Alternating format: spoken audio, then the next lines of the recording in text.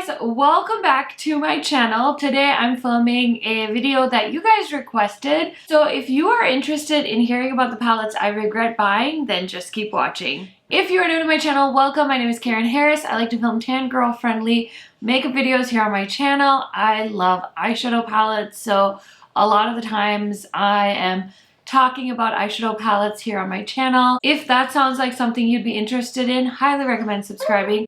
Turning on that post notification bell because I post pretty much every other day, so you do get quite a bit of content from me. And without further blabbering, let's get into it. So not very long ago, I posted a video about palettes I regret not buying. I will try and remember to link that down in the description box in case you guys missed it.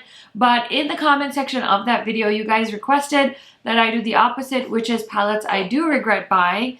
I tried a lot of palettes in 2021, so I did go ahead and skim through my list and I picked out some palettes that I regret buying. Some of these palettes I've already decluttered from my collection, so I don't have them to show you, but I do have a few to show you as well. So let's get started and let's talk about it. So while I'm telling you guys about the palettes I regret buying, definitely make sure to leave me a comment and let me know what palettes you regret buying, or maybe you don't regret any of them. In that case, good for you. I'm so happy that you didn't waste any of your money. But here's my list. So number one is the Colourpop Fade Into Hue palette. Now I actually can't remember if this palette launched last year, but anyway, I tried it in 2021 and I already sold it on my Poshmark because I wasn't that jazzed about it, honestly. And now I have my Blends palette from Blend Bunny, and let me tell you, that is the only rainbow palette I need. And I recently got their Dollhouse palette, which is actually the palette I have on my eyes. And they also launched their Surge palette. So when it comes to beautiful, blendable, colorful eyeshadows, Blend Bunny has me covered. Anyway, all that aside, I just wasn't that impressed with this palette. Also, there were some pressed glitters in it. So overall, it was an easy one for me to get rid of. And it's definitely one that I wish I hadn't bought, which also has made me a little bit more thoughtful when it comes to buying the Colourpop Mega Palette. So I have a few of them that launched recently that is on my wish list. Like, I really want that new one. I think it's called Rose something. I can't remember. I really want that one, but I have to remind myself that I hardly ever use my Colourpop palette. So yeah. Anyway, I regret that one heavily. I also regret all of these Colourpop palettes. I haven't even used these on my eyes, so I can't even tell you about the formula, anything. I bought these because I was bored one night, or they were on sale or something. I don't know. I get like in those moods where I want to buy something and then Colourpop is typically having a sale, or it's just more affordable than a lot of my other favorite eyeshadow brands. So I bought this Powerpuff Girl palette and I've swatched it, but I've never actually put it on my eyes. And then same with the Limoncello, which honestly, I've heard a lot of people say this is like their favorite Colourpop palette of 2021. So I'm definitely gonna film with this. Even if it's a video that doesn't do that well, I wanna try this out because I've heard it's really, really good. Plus, if you know me, I love this print here. So definitely holding on to this, but I do kind of regret it because I bought it after it kind of had its initial hype. And as a YouTuber, it doesn't always make sense to buy older makeup because it's hard to feature it and it's hard to get views with older palettes. But I've heard good things about this, so I think I'm gonna try and at least use it on my channel. And then this Lizzie McGuire palette, again, I was just really excited because I'm a huge fan of the Lizzie McGuire movie. I didn't grow up watching the show, but I did watch the movie over and over and over again. So the nostalgia kicked in and I did buy this one night and I've never used it. So therefore I regret all three of these because I haven't used them, and that makes me a very, very bad YouTuber. So just wanted to mention those. And then the next palette is actually a quad. It's the Charlotte Tilbury quad. I bought this one because I was really, really, really disappointed that I didn't pick up the Fire Rose quad. And I swear she said she was going to re-release it, but it's been a year now and we've never seen the Fire Rose quad come back. So I've already made my peace with that because that was actually in my video of palettes I regret not buying. But yeah, this quad I bought and I didn't really like it. All the shades were kind of like a satin formula, and I feel like I have neutrals like this over and over in my collection. So why I thought I needed this, nobody knows, and I was very happy to go ahead and declutter it. Okay, the next palette I regret buying is the Patrick Ta Major Dimension eyeshadow palette, and this is a $68 eyeshadow palette. I feel like this palette got really mixed reviews. Some people loved it, some people didn't, and I was definitely in the didn't love category. And I said this in a very recent video where I tested out the Jaclyn Hill Divine Neutrals palette or something that she launched with Morphe last year. And I just remember saying in that video, like, if you're gonna do a neutral palette, it's gonna have to be really, really awesome, because there's so many good, awesome neutral palettes that it's hard to justify spending a lot of money on neutrals or having many, many neutral palettes. For me, again, to reference the Dollhouse palette, which is from Blend Bunny, such a gorgeous, more neutral palette, but it has such a good twist to it. I also really like the new one, the Dede Signature launch, because it has these beautiful metallics. So I really can't justify recommending a $68 eyeshadow palette from Patrick Ta that works like any other neutral palette in my collection.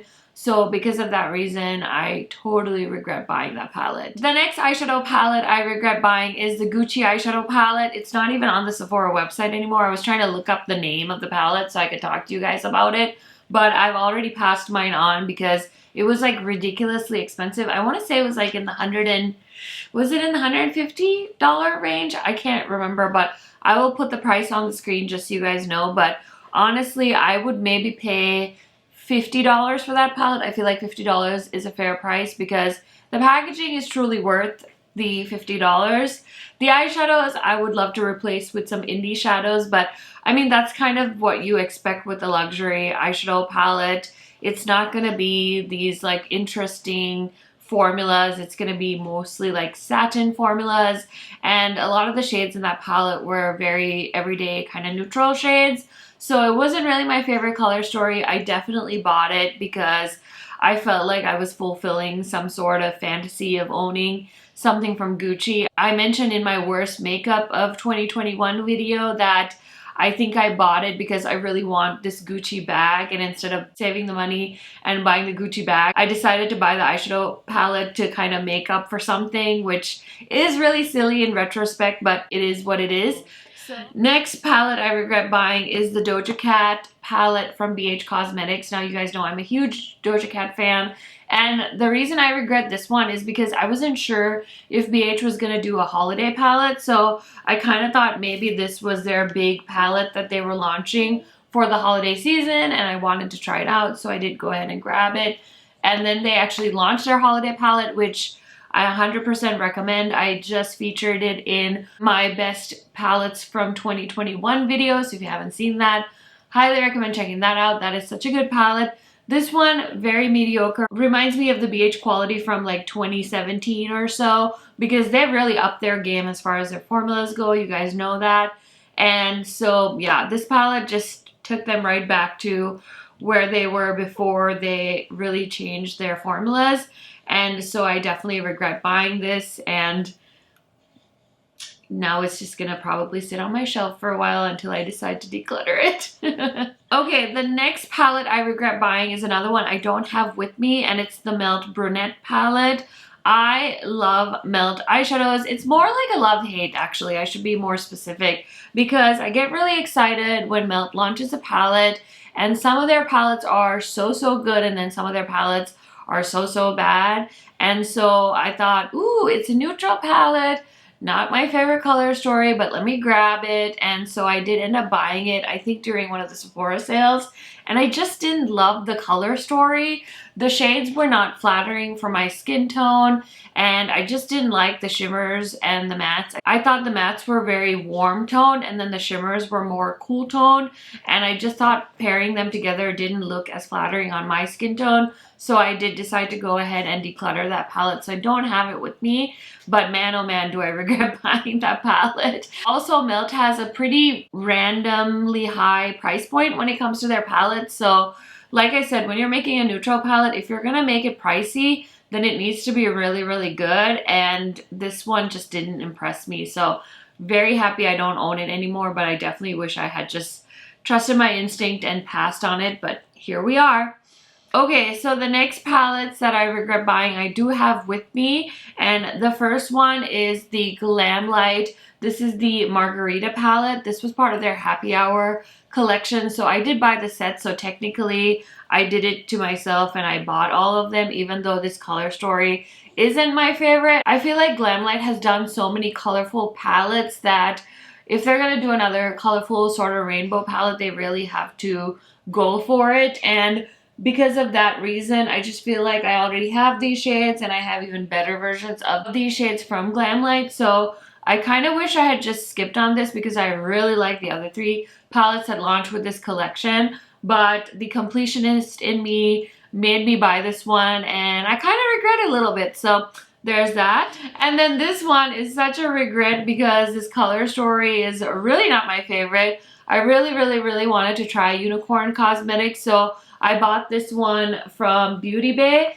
and they were actually so kind and they sent me this whole collection in PR, but I had actually bought my own palette on my own, and I decided to accept the PR because I hadn't used this palette, and then I did actually end up using this. I filmed a video with this palette on Freya's due date, so I will forever remember it, and I'll probably keep it just because it's like a memory attached to it. But yeah, this palette is just not my favorite color story. Their formula is also not my favorite. It's very light, and I just feel like some of these green shades could have had a little bit more of a punch to them. And then in general, I'm not a huge fan of pastels, so I regret purchasing this. So I do have a trio of palettes I regret buying in 2021, and that's from a newer indie brand. So I don't want you guys to take this as me shitting on this brand, but this was their first launch, so of course I gave them a lot of leeway, but I definitely regret buying these palettes from Mira Beauty Co. I love what they stand for, and I love everything that they're doing in the beauty space, and I know they've already launched more products since launching this initially, and it seems like they took a lot of the constructive feedback that they got from this first launch and kind of changed things. But I personally didn't love this formula, so because of that reason, I regret buying these. And another reason I regret buying them is because all of the palettes had a pressed glitter. Now they've changed that recently, so I would be curious to try some of their newer eyeshadow palettes just to see if the formula has changed. But overall, it wasn't cheap. Like, I think I ended up spending about $70 to $75 on these 3 palettes, and I feel like the formula was very mediocre. So because of that reason, it's on this list. But I would love to hear from you guys if you have tried any of their newer palettes, because they put out a really beautiful palette for holiday. I think it was called a Melancholy palette. So if you've tried that palette, definitely let me know if you liked it or not, because I have these ones and I was not impressed. And then the last palette, this is so obnoxious. I totally bought this because I love this movie so much. It's the Mean Girls and Profusion North Shore High School Yearbook palette. Now I actually missed this palette when it first launched, and I picked this up on the reorder, and I was like, I'm gonna test it out. I'm gonna film with it. I'm a big fan of the Profusion $5 palettes that you can get at Walmart. So I was like, let me get this, let me do some videos. But really, it's a giant rainbow palette with Mean Girl packaging, which is what made me get it. And I don't know, I have seen some reviews on this palette, and a few people did say the quality is not very good. So I'm like, oh gosh. And I don't know, maybe I'll film with this someday. For right now, I'm like, oh, let me just keep it for collection purposes. But yeah, I kind of regret buying this because it wasn't really the cheapest drugstore palette either. So yeah, probably didn't need that. So that is the last palette in this video that I wanted to talk to you guys about. I hope you enjoyed this video on palettes that I regret buying. Let me know what palettes you regret buying in the comment section, because I love hearing from y'all, and I will be back with another video very soon. Bye guys!